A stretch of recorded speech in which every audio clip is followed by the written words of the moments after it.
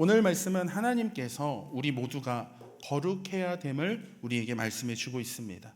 레위기 19장 2절 말씀을 보게 되면 너는 이스라엘 자손의 온 회중에게 말하여 이르라 너희는 거룩하라 이는 나 여호와 너희 하나님이 거룩함이니라.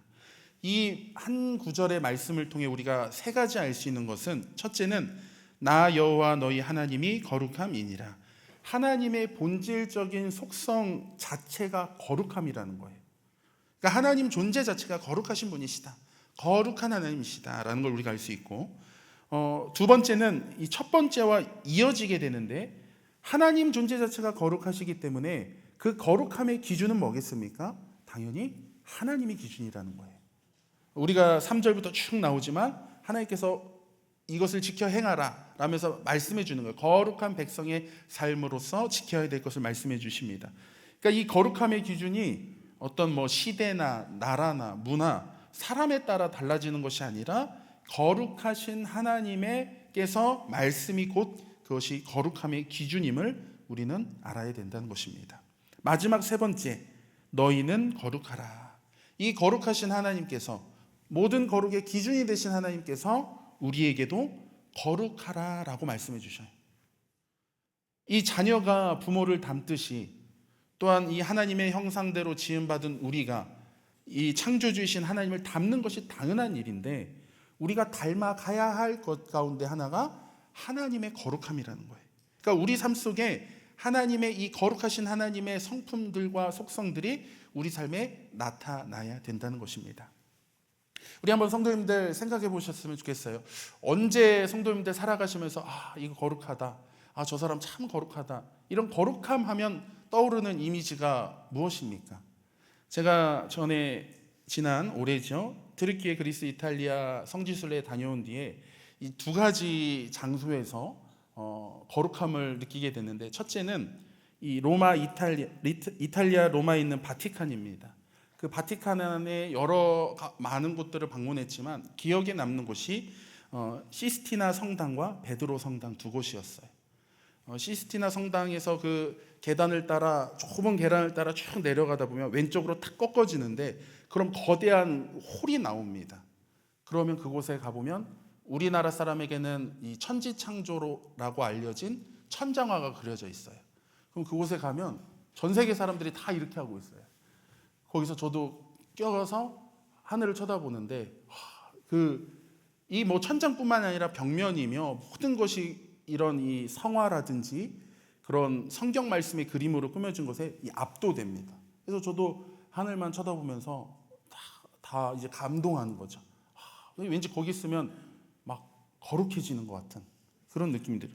그리고 또 베드로 성당도 마찬가지예요. 그 베드로 성당도 세계에서 가장 큰 성당이라고 하죠. 그곳에 들어가면 이제 카톨릭이 미사 보는 데가 한 군데가 아니라 아주 계속 곳곳에서 미사를 드리고 있어요.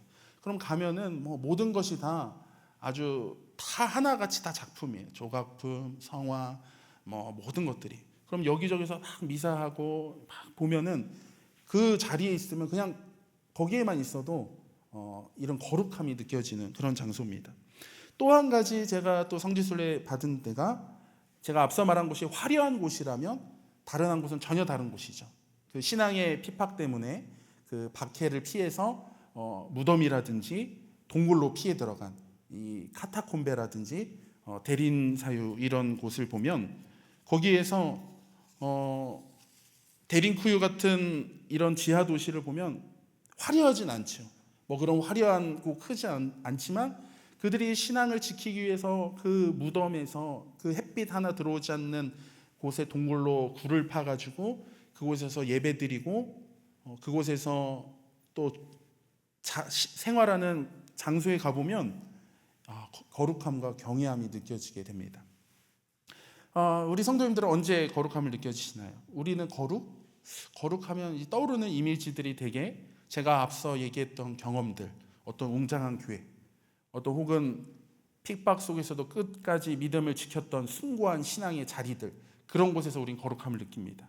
또는 어떤 사람이 하루 종일 성경을 하루에 8시간 읽는다, 기도를 막 5시간 한다, 성경을 하루 종일 교회에서 산다, 이러면 저 사람 참 거룩하다, 이런 이미지가 떠오르죠. 또 예를 들어 어떤 목사님들도 목소리가 이렇게 중후하니 해가지고 근엄하게 말씀하시고, 또 말할 때 성경 말씀 구절 인용하면서 참 얘기하면 저 목사님 참 거룩하다. 우리가 이런 이미지를 떠오릅니다. 그런데 우리가 느끼는 대부분의 이 거룩함에 떠오르는 이미지는 주로 어떤 특정적인 종교적인 장소 혹은 종교적인 의식을 행할 때 거룩하다라고 생각한다는 것이죠. 그런데 오늘 본문인 레위기 19장을 보면 우리가 3절부터 18절 말씀까지 쭉 읽었지만 18절 그 이후로도 쭉 말씀을 읽으면 거룩하신 하나님께서 우리의 삶을 통해 거룩을 이루시기 위해 우리가 행해야 할, 지켜야 할 이 거룩의 삶에 대해 말씀하는 것은 우리가 대부분 생각하는 성전 안에서의만의 삶이 아니라 대부분 성전의 밖, 곧 곡식을 거두는 밭, 포도원, 무게를 재는 시장, 재판이 열리는 거리, 그리고 이웃과 만나는 사회, 그리고 나의 가정, 나의 일상 속에서의 모든 곳에서의 지켜야 될 말씀이 가득한 것을 우리는 알 수 있다는 거예요. 그러니까 우리는 보통 거룩하면 이 교회라는 곳, 종교적인 곳에서 종교적인 어떤 활동을 할 때 거룩함이다라고 생각하지만 그것만이 아니라 사실은 실제 우리가 교회 문을 나가고 우리가 세상 속에서 살아가는 삶의 모든 자리에서 일상 속에서의 지켜야 될 말씀이 가득 차 있는 것을 우리는 보게 된다는 것입니다. 9절과 10절 같은 경우 추수할 때 반 모퉁이를 남겨두는 것, 이삭을 줍지 않는 것, 포도원의 열매를 다 따지 않는 것, 이런 어려운 사람들을 배려하는 마음인 거죠. 11절 같은 경우 도둑질하지 말라, 이웃의 것을 탐내지 않는 것이죠. 13절 품고 센 삭을 미루지 말고 제때 주는 것, 이런 어떤 사회적인 정의에 대해서 말씀하고 있어요.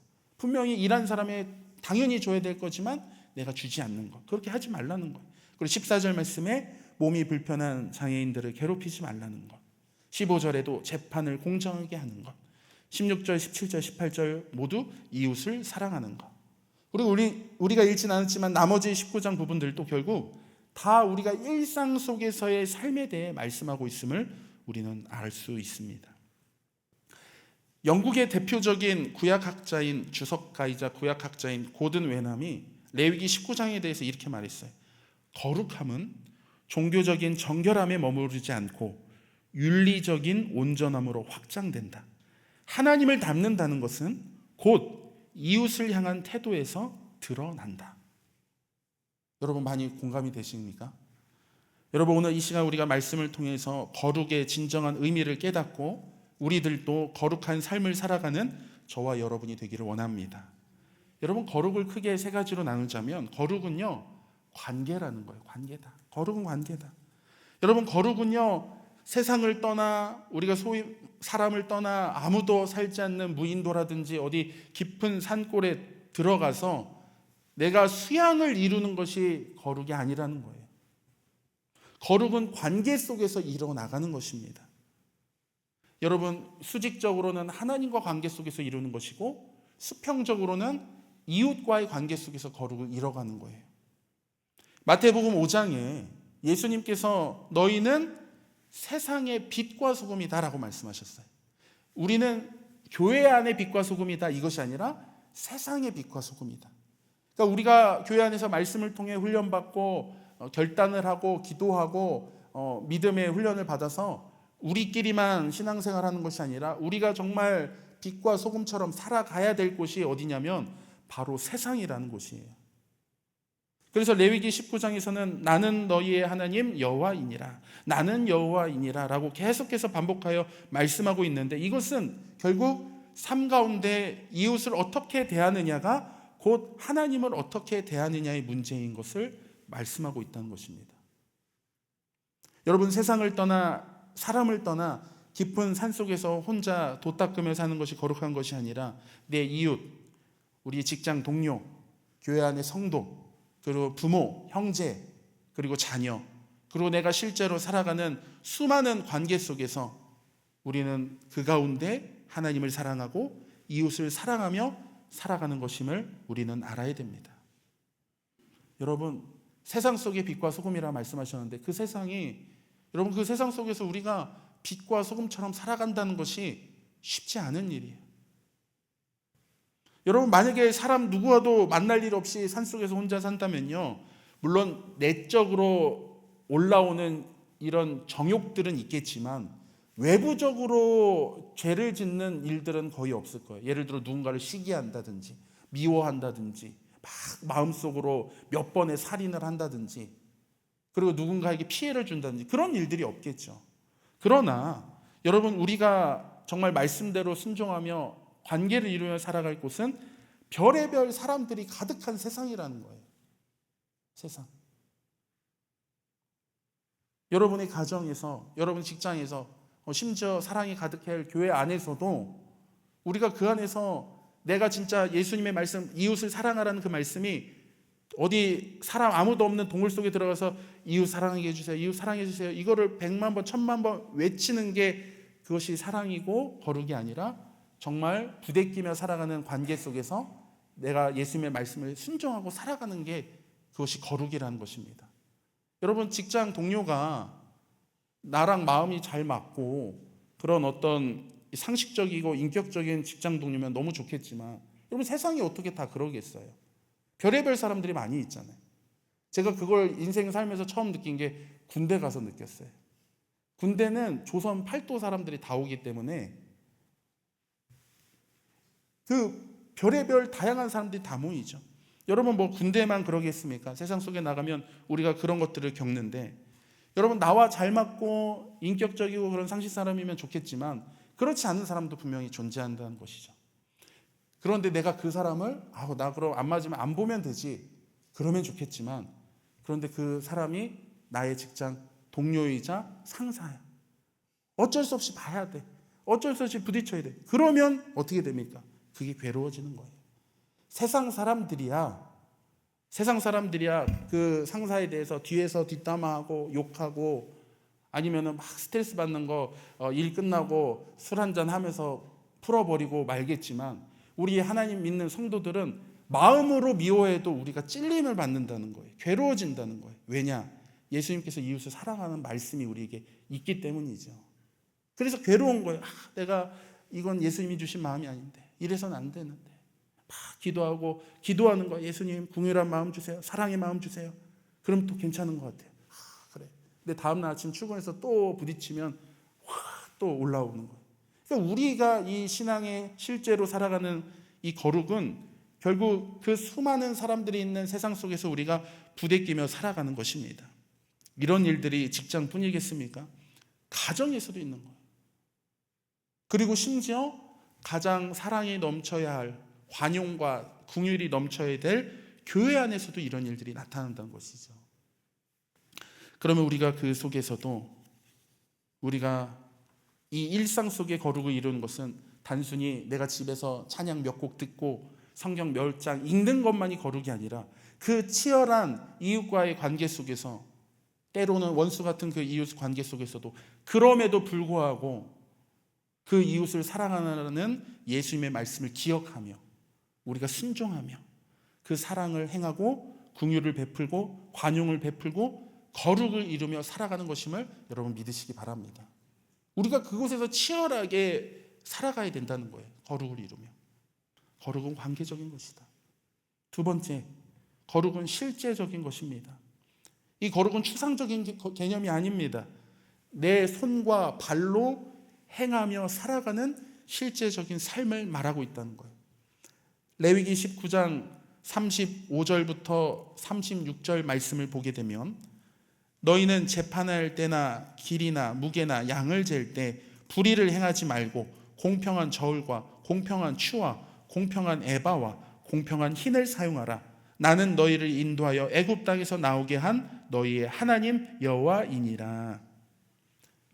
사랑하는 성도 여러분, 성도님들의 직장, 일터, 사업장, 여러분의 가정, 교회 현장이 곧 정직을 이루는 거룩한 자리임을 믿으시기 바랍니다.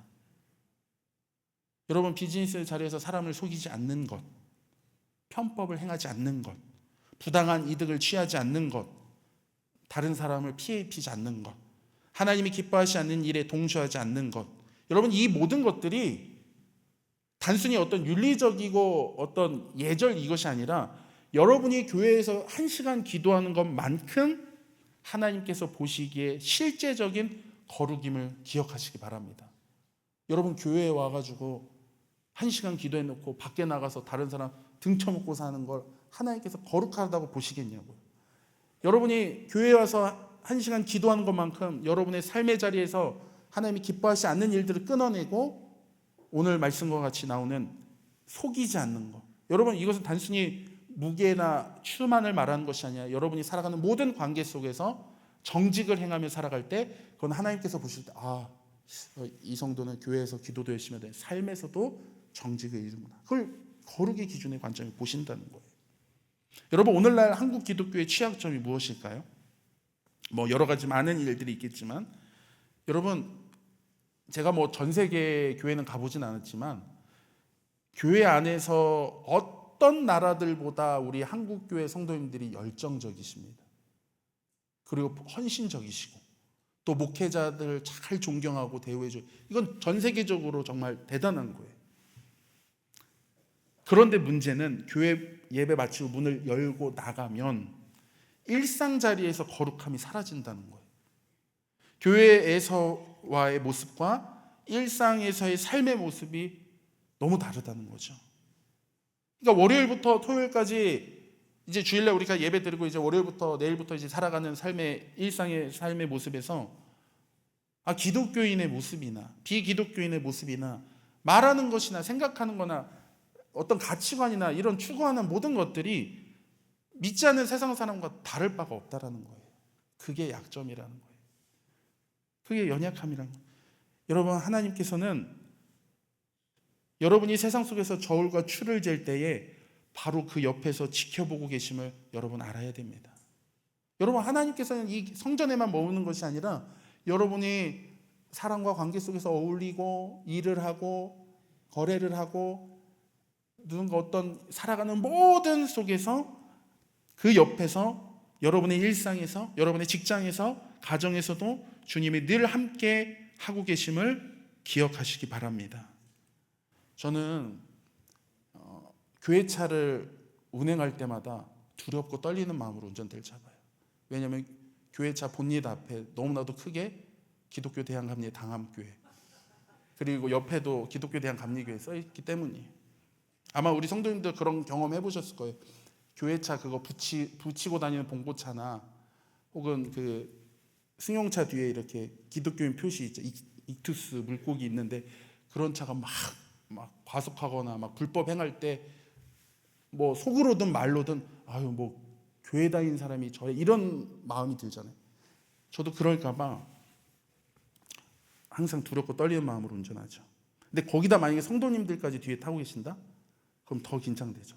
그래서 우리 저번 주에 노숙인 급식봉사 다녀올 때 아마 저 뒤에 타신 분들은 모르겠지만 저는 계속 이 정속주행하려고 60km, 70km 안 넘으려고 계속 그런 거 신경 쓰면서 한 거예요. 왜 그러냐면 보여주기식이 아니라 저는 이런 거예요.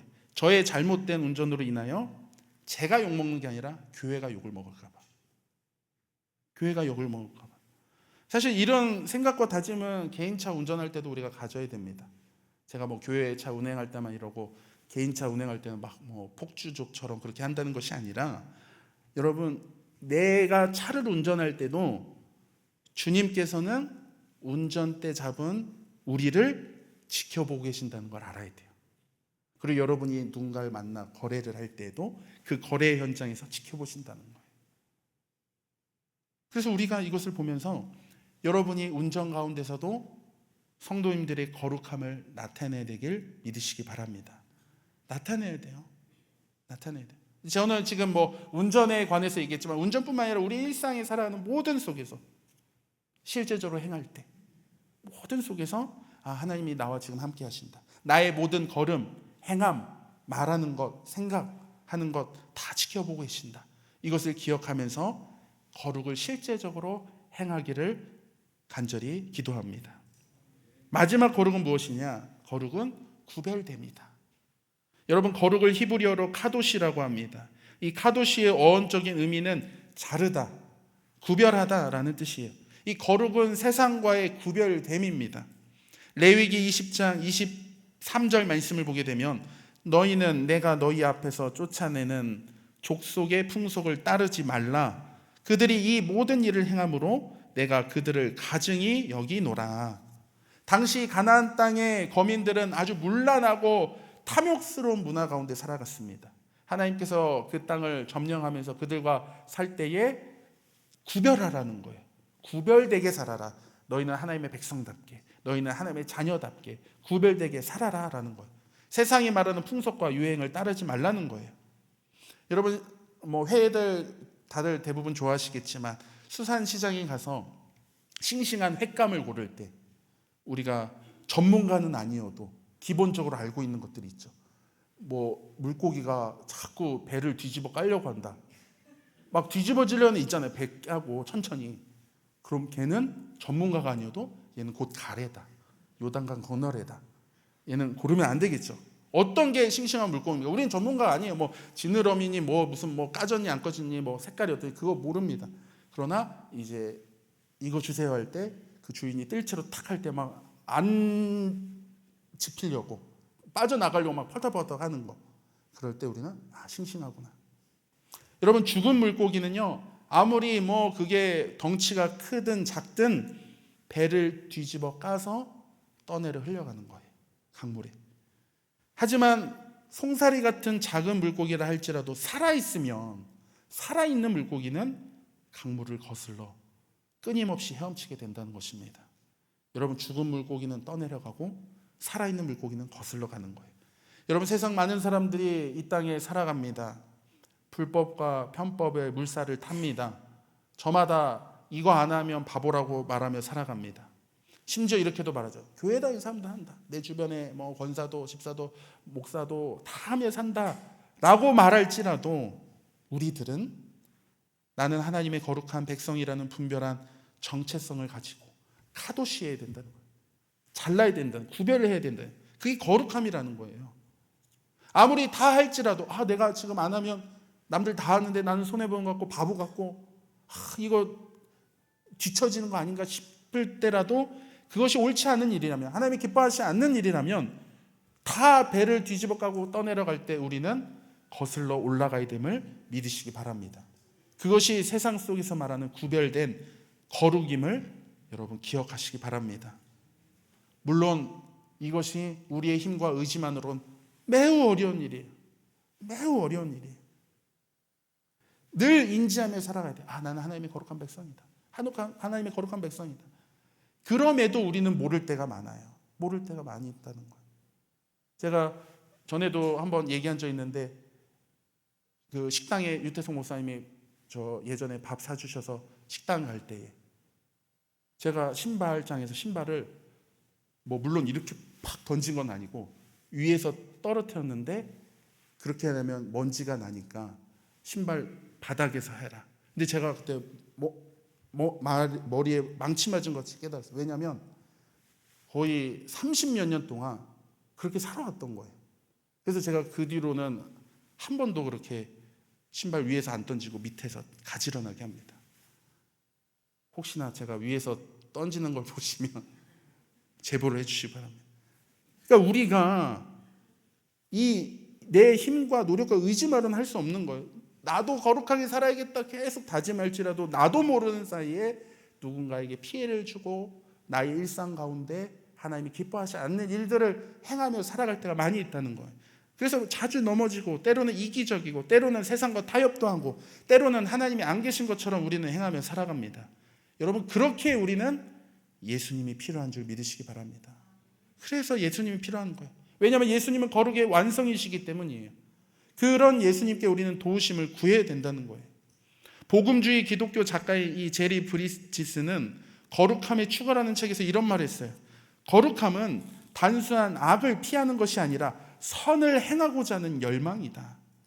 그리고 이 열망과 능력은 오직 예수님을 통해서만 가능하다. 우리는 노력해야 하지만 우리의 노력을 의지해서는 안 된다. 그리고 마지막 이렇게 해요. 우리는 예수님을 의지해야 된다. 사랑하는 성도 여러분, 말씀을 마치고자 합니다.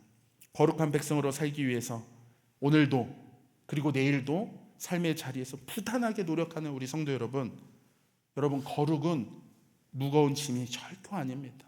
우리가 오늘 말씀 보면서 어떤 분들이 이렇게 느낄 수도 있을 거예요. 이거 하나하나까지 이거 다 지키면 얼마나 괴롭고 힘든 삶인가. 여러분, 오늘 이 말씀이 여러분에게 부담감이 되지 않기를 원합니다.